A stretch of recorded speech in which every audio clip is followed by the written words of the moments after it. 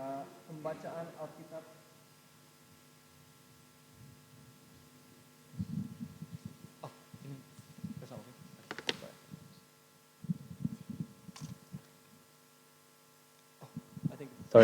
Sorry. Wasn't working. Oke, pembacaan Alkitab hari ini dari Yohanes 12 ayat 20 sampai 36. Yohanes pasal 12 ayat 20 sampai 36. Di antara mereka yang berangkat untuk beribadah pada hari raya itu, terdapat beberapa orang Yunani. Orang-orang itu pergi kepada Filipus yang berasal dari Betsaida di Galilea, lalu berkata kepadanya, "Tuan, kami ingin bertemu dengan Yesus." Filipus pergi memberitahukannya kepada Andreas. Andreas dan Filipus menyampaikannya pula kepada Yesus. Tetapi Yesus menjawab mereka, katanya, "Telah tiba saatnya Anak Manusia dimuliakan. Aku berkata kepadamu, sesungguhnya jikalau biji gandum tidak jatuh ke dalam tanah dan mati, ia tetap satu biji saja. Tetapi jika ia mati, ia akan menghasilkan banyak buah. Barang siapa mencintai nyawanya, ia akan kehilangan nyawanya. Tetapi barang siapa tidak mencintai nyawanya di dunia ini, ia akan memeliharanya untuk hidup yang kekal. Barang siapa melayani aku, ia harus mengikut aku, dan di mana aku berada, di situ pun pelayanku akan berada. Barang siapa melayani aku, ia akan dihormati Bapa." Sekarang jiwaku terharu, dan apakah yang akan kukatakan? Bapa, selamatkanlah aku dari saat ini. Tidak, sebab untuk itulah aku datang ke dalam saat ini. Bapa, muliakanlah namamu. Maka terdengarlah suara dari sorga, "Aku telah memuliakannya dan aku akan memuliakannya lagi." Orang banyak yang berdiri di situ dan mendengarkannya berkata bahwa itu bunyi guntur. Ada pula yang berkata seorang malaikat telah berbicara dengan dia. Jawab Yesus, "Suara itu telah terdengar bukan oleh karena aku, melainkan oleh karena kamu." Sekarang berlangsung penghakiman atas dunia ini. Sekarang juga penguasa dunia ini akan dilemparkan keluar. Dan aku, apabila aku ditinggikan dari bumi, aku akan menarik semua orang datang kepadaku. Ini dikatakannya untuk menyatakan bagaimana caranya dia akan mati.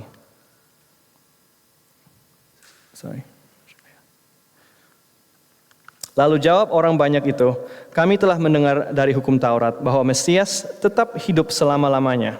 Bagaimana mungkin engkau mengatakan bahwa Anak Manusia harus ditinggikan? Siapakah Anak Manusia itu?" Kata Yesus kepada mereka, "Hanya sedikit waktu lagi terang ada di antara kamu. Selama terang itu ada padamu, percayalah kepadanya, supaya kegelapan jangan menguasai kamu. Barang siapa berjalan dalam kegelapan, ia tidak tahu kemana ia pergi. Percayalah kepada terang itu, selama terang itu ada padamu, supaya kamu jadi anak-anak terang." Sesudah berkata demikian, Yesus bersembunyi di antara mereka. Demikianlah firman Tuhan.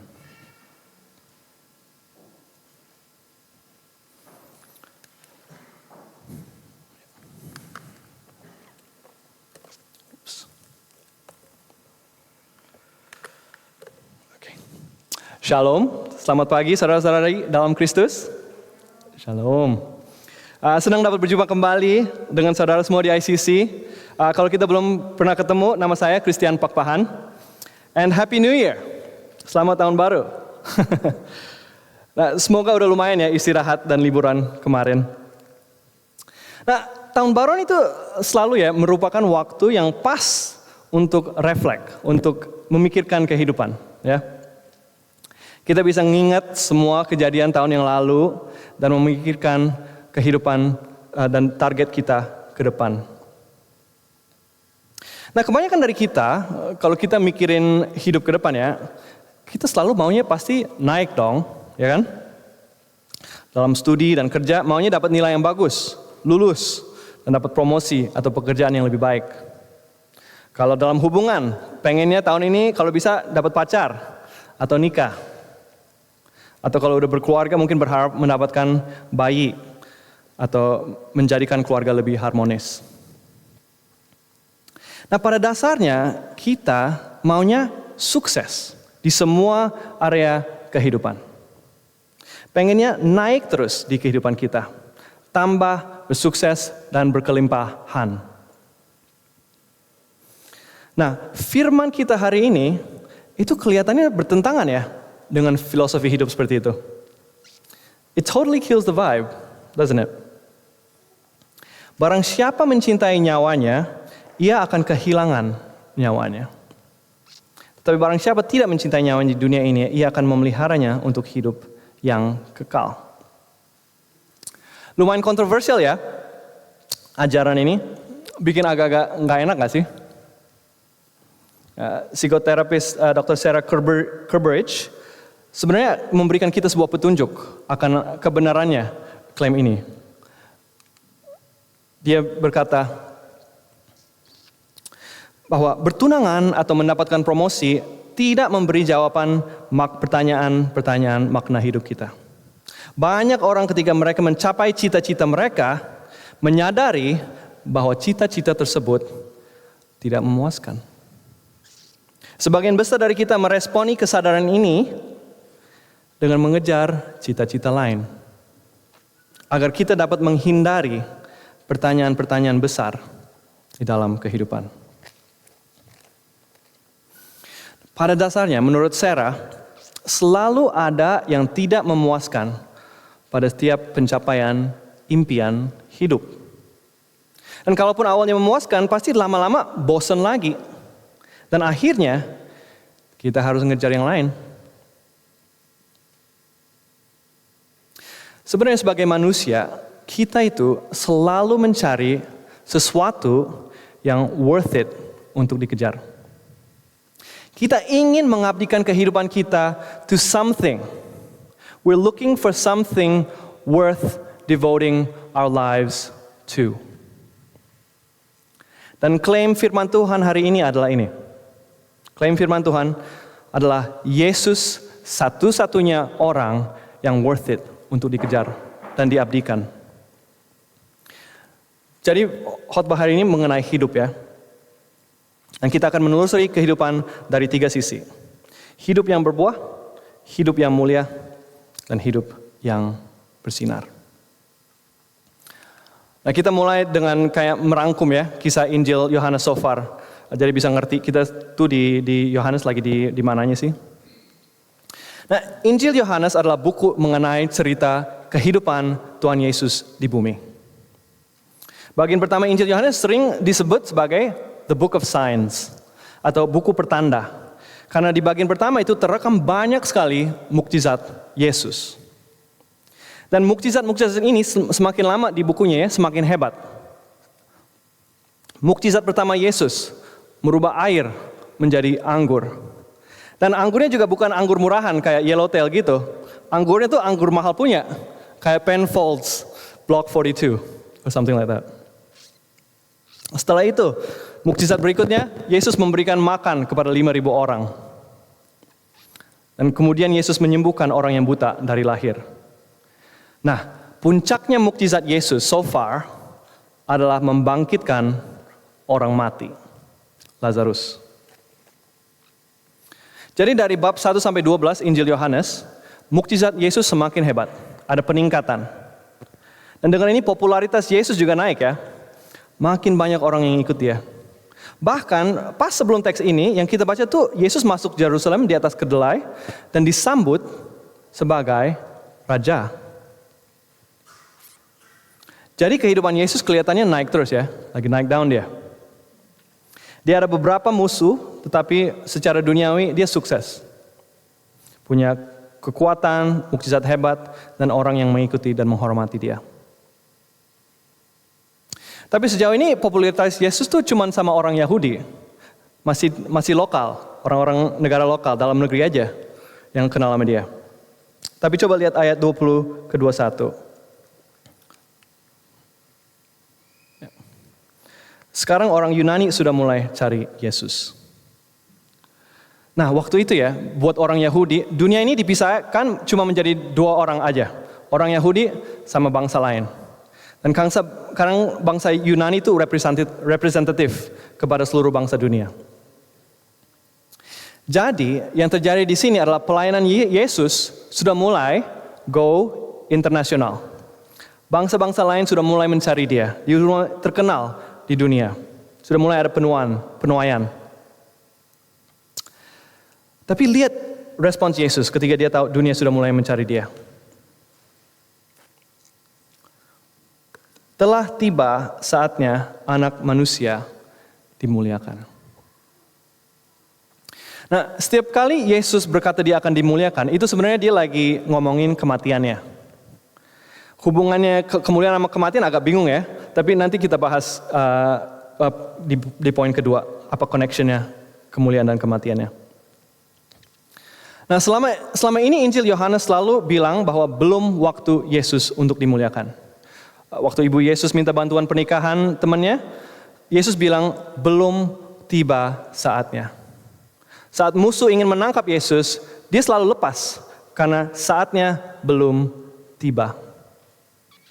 Nah, ini pertama kalinya di Injil Yohanes, saat dunia sudah mulai mencari dia, Yesus bilang, sekarang saatnya dia akan disalibkan.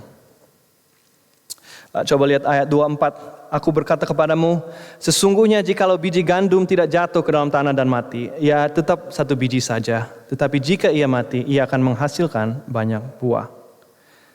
Nah, di sini Yesus bilang tuh bahwa kalau dia nggak mati, maka kehidupan dia tidak akan berbuah. Dan dia ingin berbuah demi orang Yunani yang mencari dia, demi dunia yang sedang mencari dia. Jadi entah gimana kematian dia itu akan menjadi berkat untuk seluruh dunia. Dan kita akan understand how di poin kedua ya. Tapi sebelum kita bahas itu, Yesus memberikan sebuah ajaran untuk murid-muridnya berdasarkan realitas kematiannya. Coba lihat ayat 25.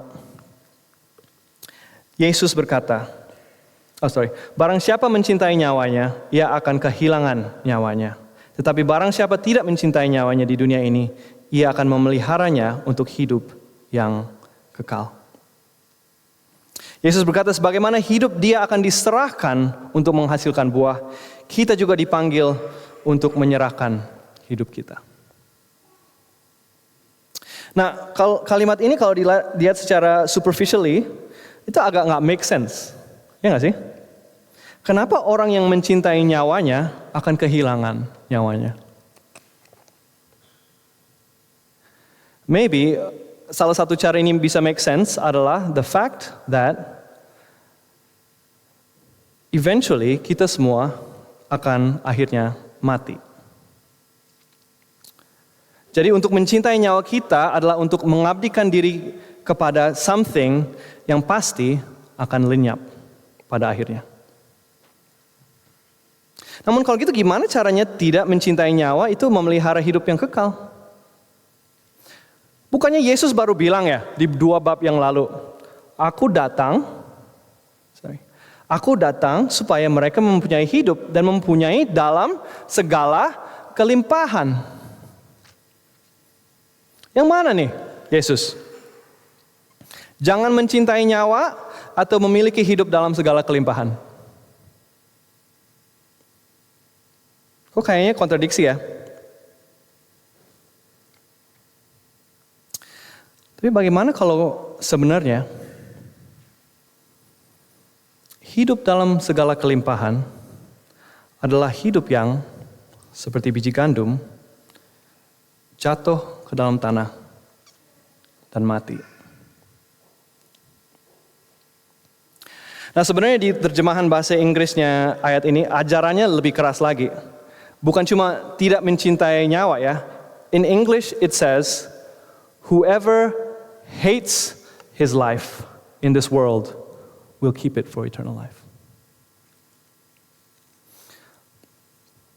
Nah, kalau Yesus tuh bilang jangan sayang hidupmu, itu bukan berarti kita harus hidupnya nggak mikirin kesenangan atau keamanan gitu-gitu ya.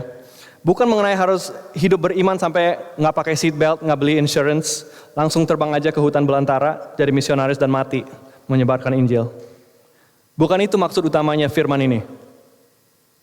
frase tidak mencintai atau membenci bahkan di bahasa Inggris, itu sebenarnya sebuah ungkapan peribahasa Yahudi dan menunjukkan kontras antara dua pilihan.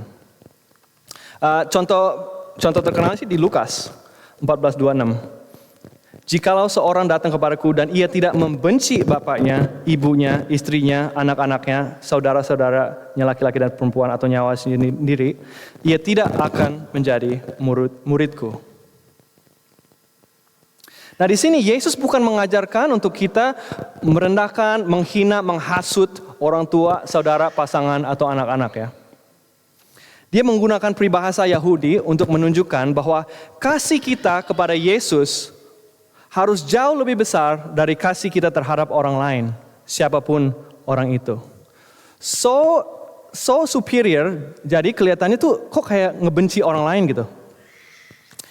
Dan sebenarnya kita tuh tahu dan pernah mengalami realitas yang seperti ini di kehidupan kita. Waktu saya masih kuliah dulu, saya punya teman ya, kalau udah punya pacar, tiba-tiba nggak pernah kelihatan lagi. Nggak tahu masih hidup atau nggak, dia kalau udah pacaran tuh. Punya teman nggak sih yang kayak gini?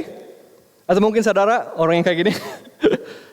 Wah, dunia sudah merasa milik berdua aja. Kalau udah punya pacar, nggak pernah lagi lihat di kelas, nggak pernah lagi hangout sama kita, nggak pernah balas WhatsApp lagi. Tiap hari jalan-jalan aja terus sama pacarnya. Nah kalau kayak gini kan rasa sayang dia ke pacarnya itu kelihatannya seperti benci kepada seluruh dunia yang lain. Ya nggak sih? Kelihatannya tuh kayak dia benci kuliah karena nggak pernah kelas lagi. Kelihatannya kayak dia benci temannya karena nggak pernah hangout lagi atau balas WA. Padahal sebenarnya kelihatannya kayak benci itu karena semua aktivitas itu kalah prioritas sama pacarnya. Dan kalau punya anak, ini juga kenyataan kita kan kalau punya baby. Kalau kita punya bayi ya, kelihatannya kita tuh benci semua hal yang orang normal suka. Kelihatannya kayak kita tuh benci tidur. Karena tiap 2-3 jam harus bangun ngerawat baby. Kelihatannya kayak kita benci karir. Karena stop kerja 4 bulan, 6 bulan, 1 tahun, atau selamanya. Kelihatannya kayak kita benci duit. Karena kita buang kemana-mana. Ke baby banting, ke childcare, ke sekolah. 18 tahun tuh, kita benci duit. Sampai mereka kuliah. Jadi yang Yesus ingin tunjukkan dengan membenci nyawa sendiri, sebenarnya ada realitas kasih sayang. Kasih sayang itu selalu mengubah prioritas kita.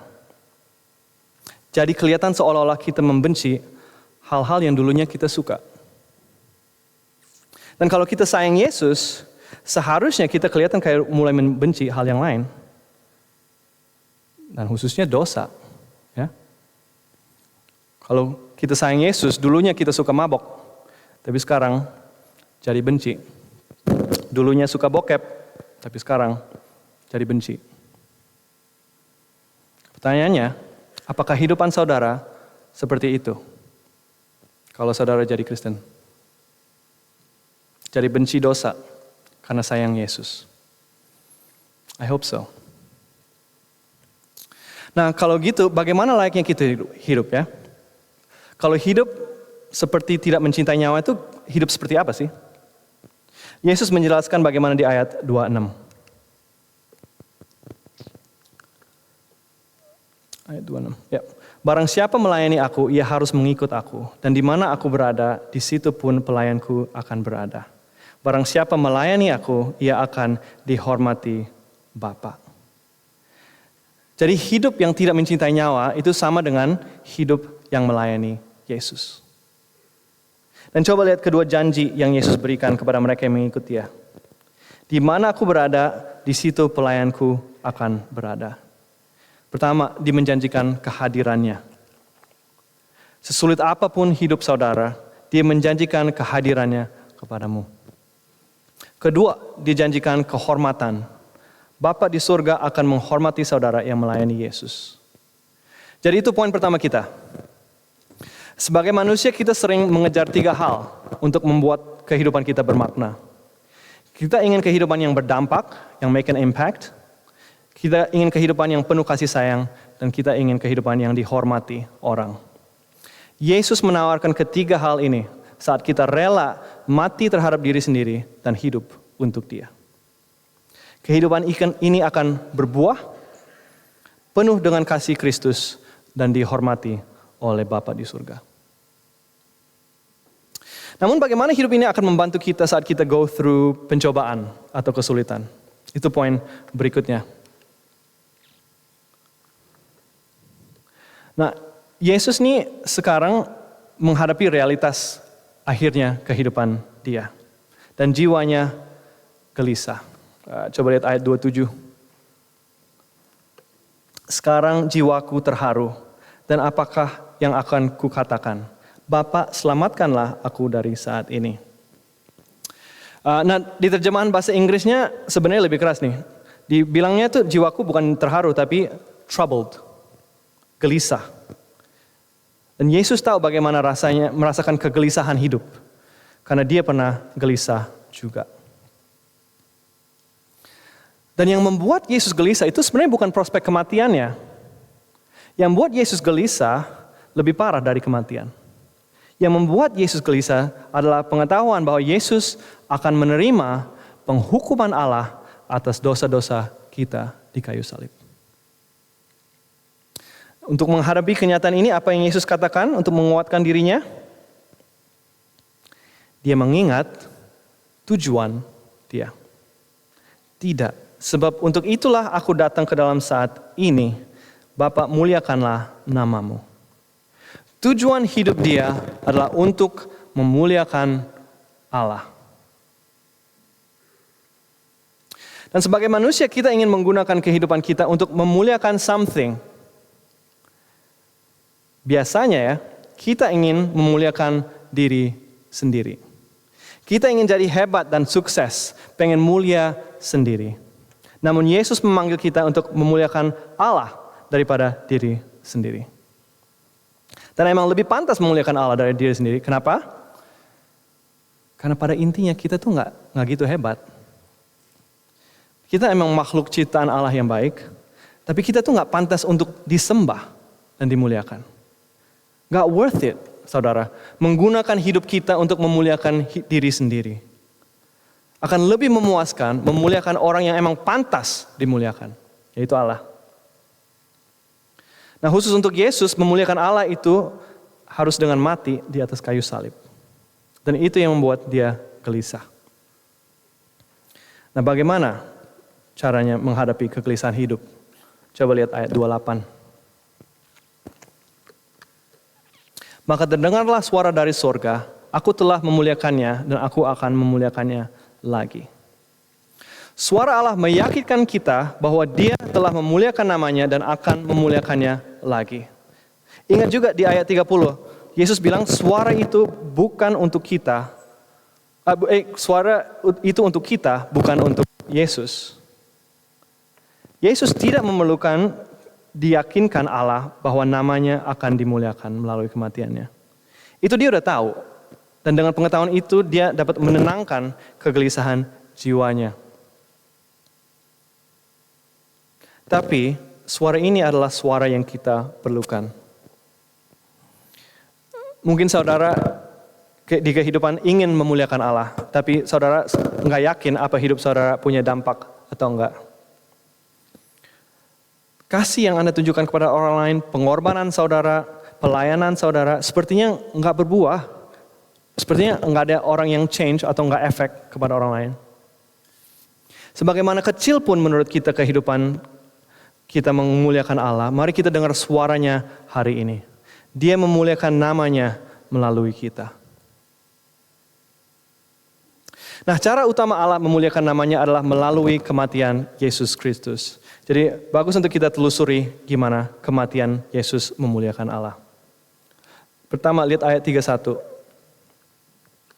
Melalui kematian Yesus di atas kayu salib, Allah menghakimi dunia dan melemparkan penguasa dunia keluar. Jadi salib Yesus merupakan penghakiman Allah kepada dunia.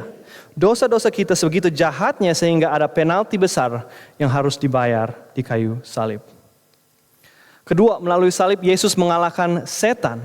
Sekarang penguasa dunia akan dilemparkan keluar. Nah, senjata utama setan melawan Allah dan manusia adalah dosa dan kematian. Tapi di kayu salib sekarang ada pengampunan dosa dan hidup yang kekal melalui kebangkitan Yesus. Dan karena setan sudah tidak mempan lagi senjatanya, dia tidak lagi menguasai dunia. Karena Yesus berkuasa melalui salib. Ketiga, lihat ayat 32. Melalui kematian Yesus di atas kayu salib, dunia sekarang dapat mencari dia dan dapat diterima oleh dia. Apabila aku ditinggikan dari bumi, aku akan menarik semua orang datang kepadaku. Nah, ini kenapa pada awal teks ini pencarian orang Yunani itu memicu kesadaran Yesus bahwa kematiannya sudah dekat. Yesus datang agar seluruh dunia dapat bersatu kembali dengan Allah. Bukan hanya orang Yahudi, tapi semua orang dapat datang kepada Yesus melalui salib. Jadi begitulah cara kematian Yesus memuliakan Allah. Allah dimuliakan dengan penghukuman dosa dan kejahatan melalui penalti kayu salib. Allah dimuliakan dengan kekalahan setan, dosa dan kematian melalui kemenangan kayu salib. Dan Allah dimuliakan dengan menarik semua orang untuk mengasihinya melalui keindahan kayu salib. Jika kematian yang brutal seperti kematian kayu salib bisa memuliakan Allah, maka itu berarti Tuhan Allah dapat memuliakan namanya melalui kehidupan saudara dan saya. Sekecil apapun kehidupan kita. Nah, kemuliaan itu bersinar ya. Jadi hidup kita juga jadi bersinar. Dan itu poin ketiga kita hari ini. Kerumunan orang yang mendengar Yesus mengajar ini, itu langsung bingung ya dengan ajaran Yesus. Yesus yang membuat mukjizat sampai bisa membangkitkan orang mati. Yesus yang telah disambut raja.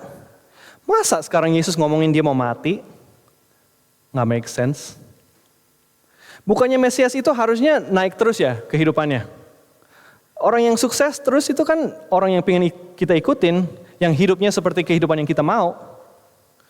Masa dia ngomongin kematiannya? Coba lihat ayat 34. Kami telah mendengar dari hukum Taurat bahwa Mesias tetap hidup selama-lamanya. Bagaimana mungkin engkau mengatakan bahwa anak manusia harus ditinggikan?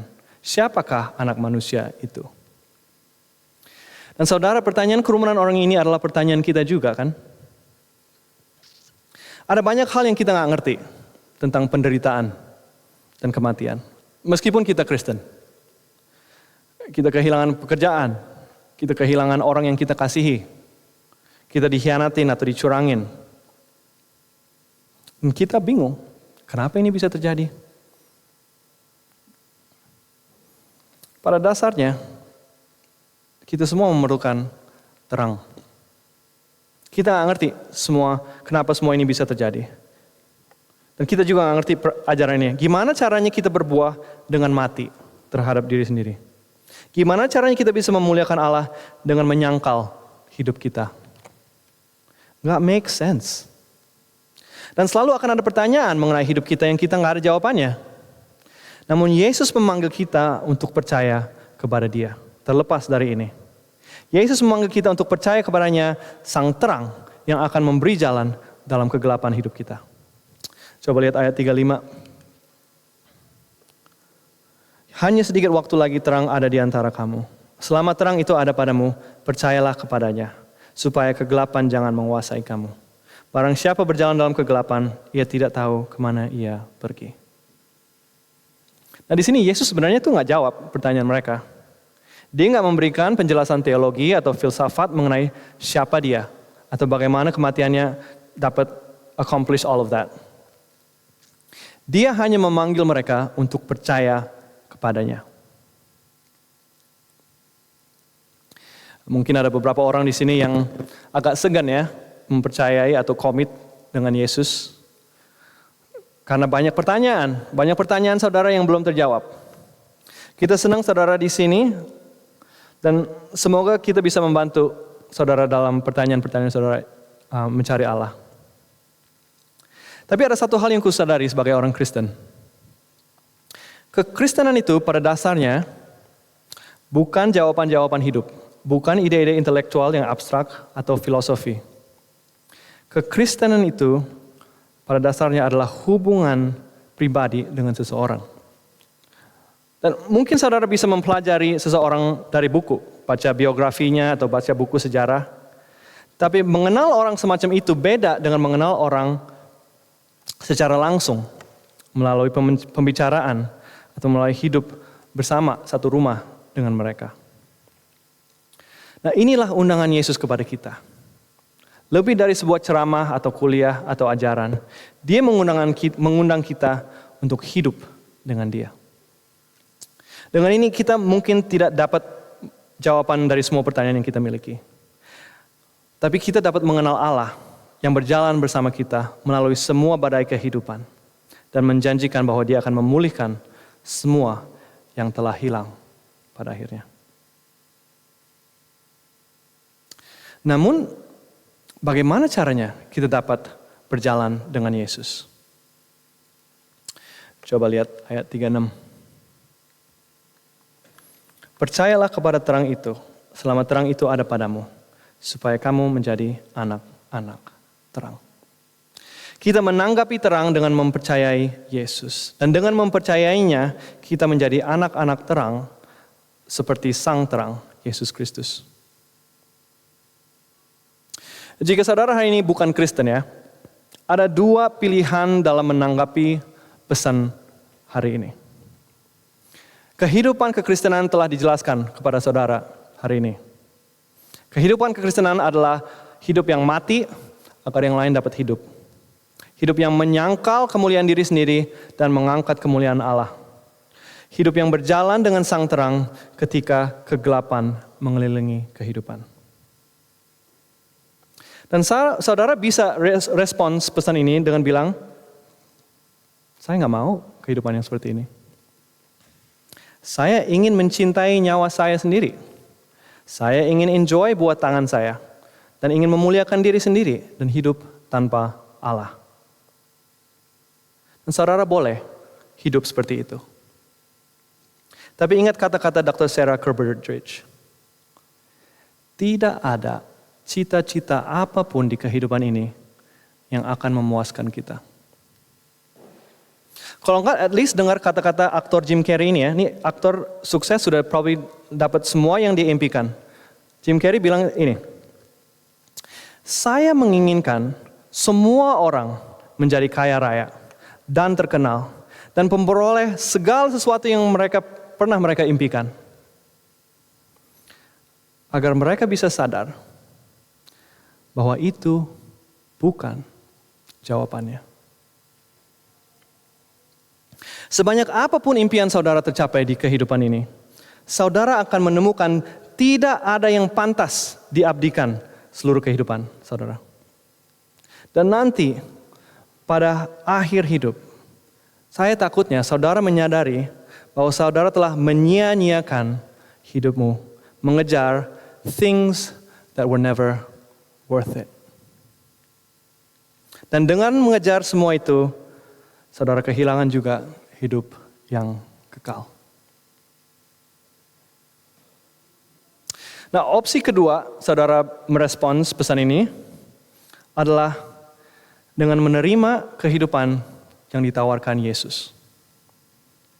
Dan dengan ini saya mau jelasin benar-benar jelasin ya. Dengan menerima kehidupan yang ditawarkan Yesus ini bukan berarti saudara harus hidup secara sempurna, secara moral dan religius, baru dapat hidup yang kekal. Itu bukan message hari ini.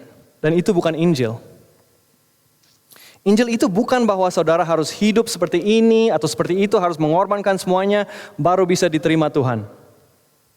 Dengan berpaling dari dosa-dosa dan percaya kepada Yesus, sebenarnya Injil itu adalah saudara menukar kehidupan Yesus dengan kehidupan saudara. Pesan utama teks hari ini bukan mengenai cara kita hidup. Itu memang aplikasi dari teks ini, tapi itu bukan pesan utamanya. Pesan utama teks ini bukan berfokus kepada kehidupan kita, tapi berfokus kepada kehidupan Yesus. Meskipun Yesus memanggil kita untuk mengasihi Dia lebih dari nyawa kita sendiri, realitasnya Yesus sendiri telah mengasihi kita lebih dari nyawanya sendiri. Anak tunggal Allah, hidup yang kekal di surga, bebas dari penderitaan, bebas dari kematian, bebas dari kesakitan. Namun apa yang Dia lakukan? Daripada mencintai nyawanya sendiri, Dia malah turun dari tahta surga agar saudara bisa dibawa pulang ke surga. Daripada mencintai nyawanya sendiri, Dia tidak lahir di istana kerajaan di dunia. Malah Dia memilih untuk lahir di palungan sebagai anak tukang kayu. Kenapa?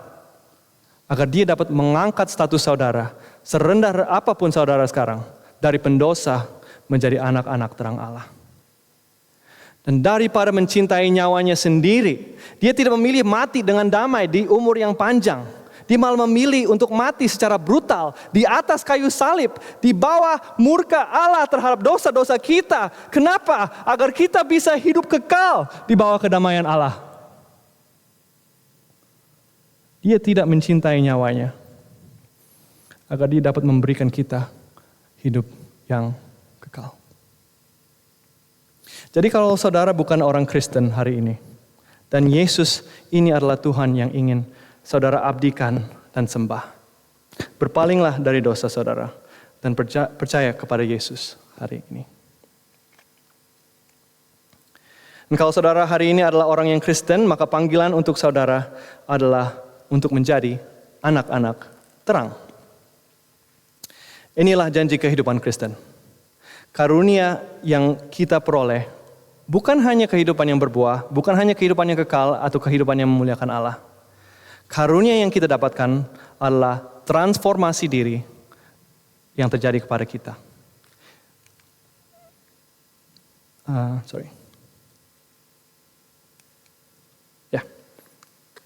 Kita menjadi anak-anak terang. Menjadi seperti Yesus yang kita sembah. Kita menjadi orang yang mati terhadap diri sendiri, agar orang lain dapat diberkati, dikasihi, dan mengalami karunia Allah.